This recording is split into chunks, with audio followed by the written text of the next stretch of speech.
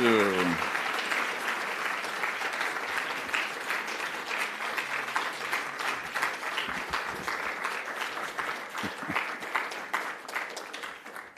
Thank you.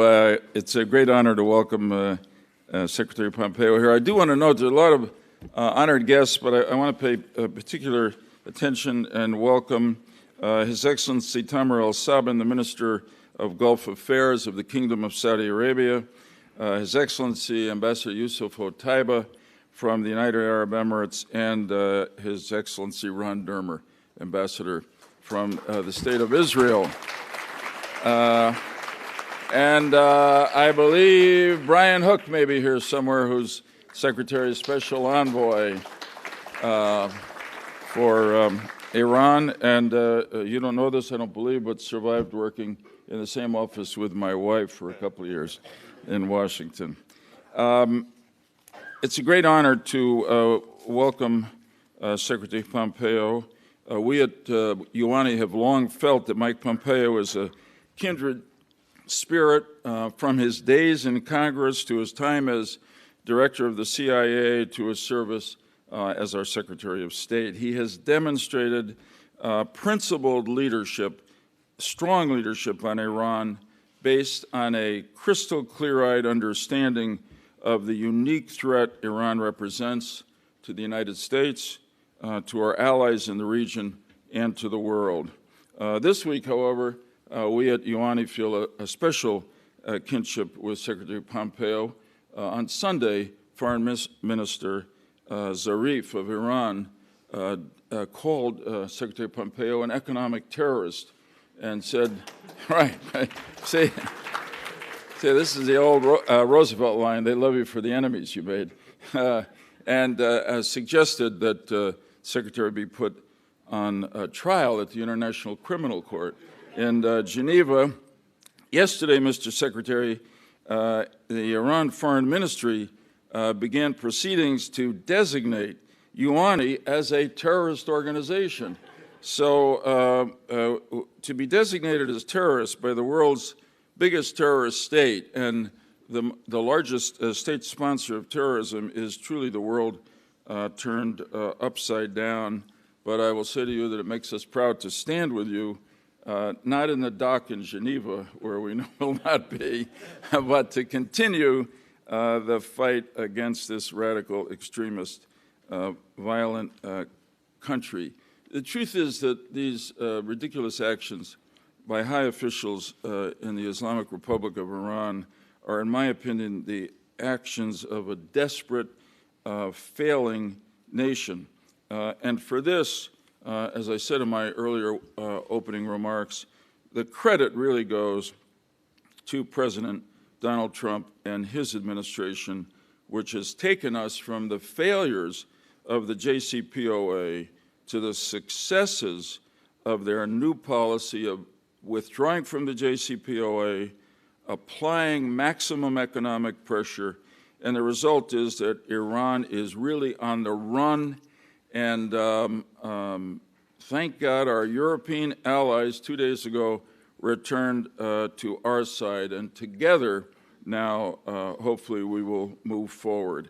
At every step of the way, from the CIA to the Department of State, Secretary Pompeo has been at the heart of the Trump administration's successful turnaround policy.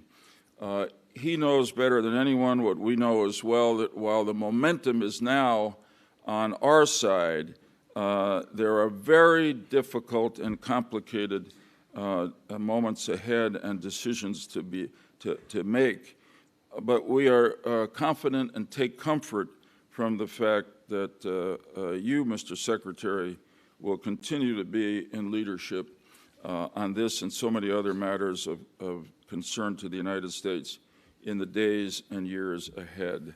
Ladies and gentlemen, I'm really honored to introduce to you the 70th Secretary of State of the United States, the Honorable Mike Pompeo.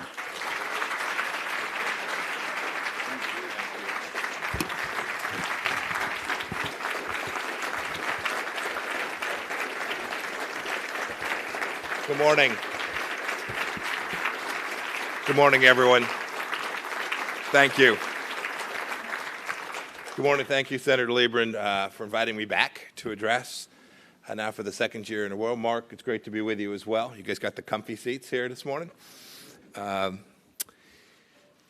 also want to welcome a few special guests. As Senator Lieberman said, Minister Al-Saban of Saudi Arabia, the ambassadors of Bahrain and Ambassador Dermer, Susan Azizadeh of the Iranian American Jewish Federation, yeah, thanks, and Mazar Bahari, a great champion for human rights in Iran. And I want to say salam to all the Iranians listening today. I have much that I want to say to the Iranian people this morning. I want you all to imagine the scene in Abqaiq, Saudi Arabia, earlier this month. It was a bit before sunrise. Missiles and drones rained down on Saudi Arabia's largest oil processing site. There were many internationals, foreigners, Americans, not too terribly far away. Workers heard the blasts, and so did their children. By the way, my son didn't think it was as funny as you did that I was going to be at the International Criminal Court. Although he did say he would like to attend at least the opening.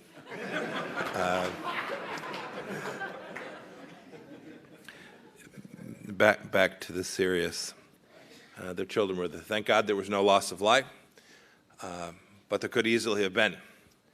In that sense, everyone in the region, indeed in the world, got lucky.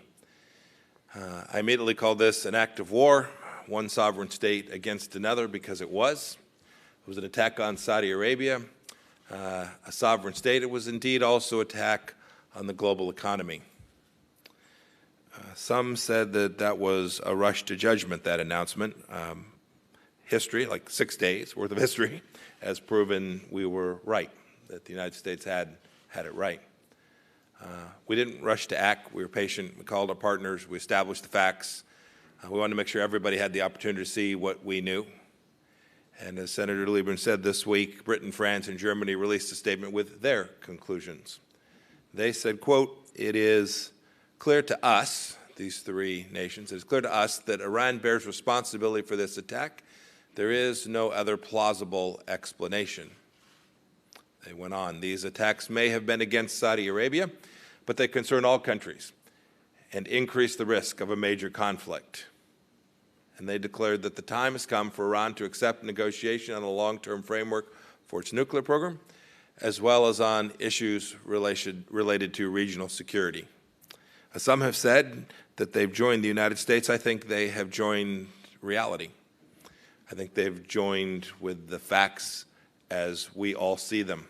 And this is progress. Nations are standing for that reality. They're calling it what it is, something that we all in this room have known for a long time. This is the beginning of an awakening to the truth that Iran is the aggressor and not the aggrieved, as they claim, as they run around run around New York this week. And that is what American democracy and diplomacy has achieved. When President Trump exited the JCPOA, the nuclear deal, he didn't just take a stand for American national security. As he said at the time, the deal only made Iran's bloodthirsty ambitions more brazen. Indeed, Iran has a long history of unprovoked aggression, 40 years now, against its own people, against its neighbors, and indeed against civilization itself. The list is long. From murdering and torturing their own people, to killing Americans from Lebanon to Iraq, to harboring al-Qaeda even today, Iran has rampaged for 4 decades, and sadly with too few consequences. During the nuclear deal negotiations, Iran's malign activity didn't abate one bit, although that was the theory of the case. Thanks to Israel, we now know they were also protecting, hiding, and preserving their nuclear know-how at that very same time. Indeed, after the deal was signed and the pallets of cash were delivered, they continued backing Hezbollah, Hamas, the Houthis, and Shia militias throughout the region. The world too much appeased them and then underwrote their terrorism.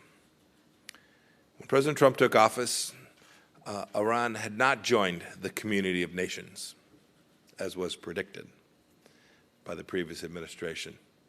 What we found, We found a refugee crisis in Syria thanks to Iran's support for Assad, a humanitarian quagmire in Yemen thanks to Iran's arms transfer to the Houthis, a fragile Iraq thanks to Iran's support of Shia militias, an Iranian client state, also known as Lebanon.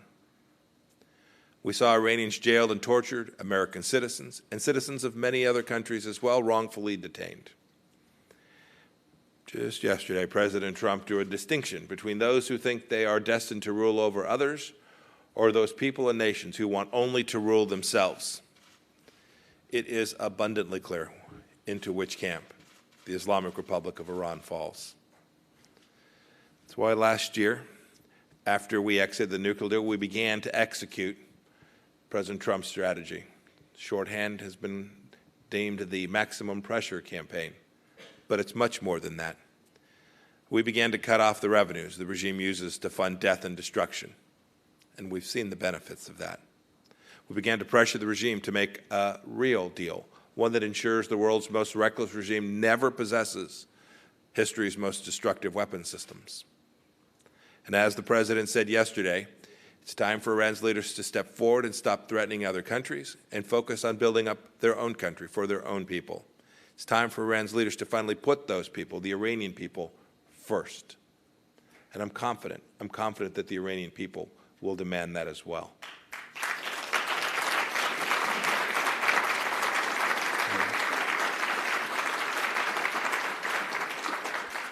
And when they do, you should know this administration will support them. Look, we've implemented unprecedented measures to achieve our goal of peace. We've sanctioned the top-level perpetrators for the blood they have on their hands. The Supreme Leader, Foreign Minister Zarif, and the IRGC are just a few of them. We've hit the Iranian petrochemical sector and the metal sector and the banking sector with sanctions to deprive the regime of billions of dollars. And our enforcement of those sanctions has been and will continue to be relentless. Thousands of companies around the world are complying with our sanctions because they know their success lies with America and not with the Ayatollah. And by sanctioning the regime's petroleum sector, we've cut off Iran's #1 source of revenue. More than 30 nations have brought Iranian oil imports to zero. And going forward, our sanctions on the Iranian oil sector will deprive the regime of as much as $50 billion each and every year. It's worth noting those sanctions at their peak have been in place only since the beginning of May, now some 5 months. There is much work yet to be done. And we're blessed. American power means that no other nation could have brought such staggering pressure to bear. This unprecedented pressure, too, is forcing the regime into panicked aggression, as we've seen, public lies. They're calling every play in the playbook to goad us into conflict, to create division among nations, and extort them into action. And you should know, their playbook won't succeed. This summer, Iran attacked oil tankers in international waterways. It shut down an American UAV and defied and threatened to defy its nuclear commitments. And it continues to declare death to Israel.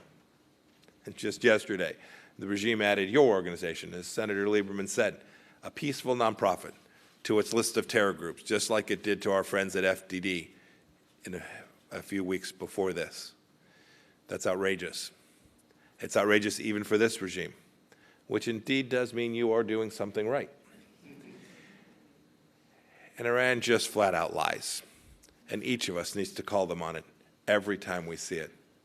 I flipped on Fox News last night and saw President Rouhani speaking to Chris Wallace, an odd thing in its own right. He claimed that, Rouhani claimed that Iran defeats terrorism wherever it goes. He claimed, certainly, undoubtedly, that Israel supports ISIS. And incredibly, he said, and I must quote this, he said, quote, Iran is a country that has brought peace in the region, end of quote. And yet, too many people listen to Rouhani and Zarif and take their words as relevant or important or material or accurate.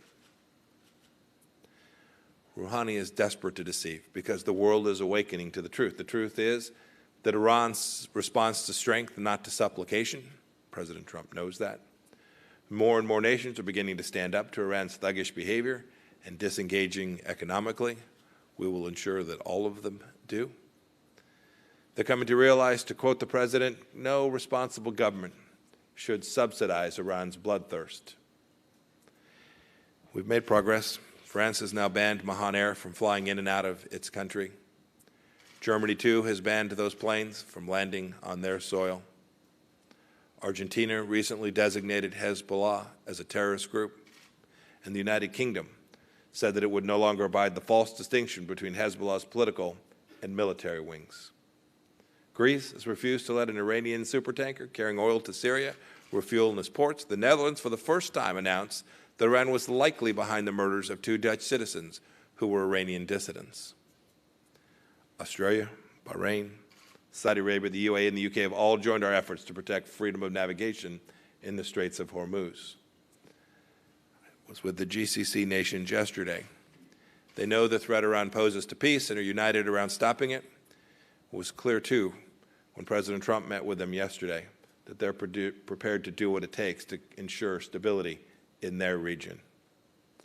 Now, I know, too, that there will be more than a few talking heads explode when I say this, but this is effective multilateralism. It's what the Trump administration has tried to do, multilateralism based in reality and facts and with clarity of purpose. Countries are showing themselves to be what President Trump lauded yesterday, sovereign and independent nations who protect their citizens, protect their neighbors, and honor the differences that make each country special and unique in its own right. This is what American diplomacy has achieved. There's more work to be done. But countries are indeed awakening to the truth that the more Iran lashes out, the greater our pressure will and should be. And you can count on America to lead. Each nation can. As President Trump said yesterday, as long as Iran's menacing behavior continues, sanctions will not be lifted. They will be tightened. That path forward begins now with 2 new actions. First, we're taking new action to disentangle the IRGC from the Iranian economy. The United States will intensify our efforts to educate countries and companies on the risks of doing business with IRGC entities, and we will punish them if they persist in defiance of our warnings. Second, today we are imposing sanctions on certain Chinese entities for knowingly transporting oil from Iran, contrary to United States sanctions.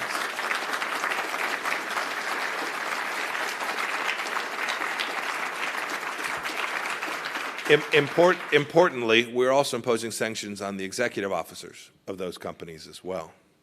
And we're telling China and all nations, know that we will sanction every violation of sanctionable activity.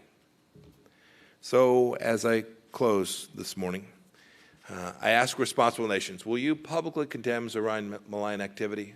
We need you to. The world does. Will you work with us to restore deterrence? We need you to. The world does. Will you help us protect freedom of navigation and global trade? We need you to. The world does. Most importantly, will you help us get Iran back to the negotiating table? We need your help. The world needs it. And will you stand with us alongside of Israel? We need you to. The world needs you to join us.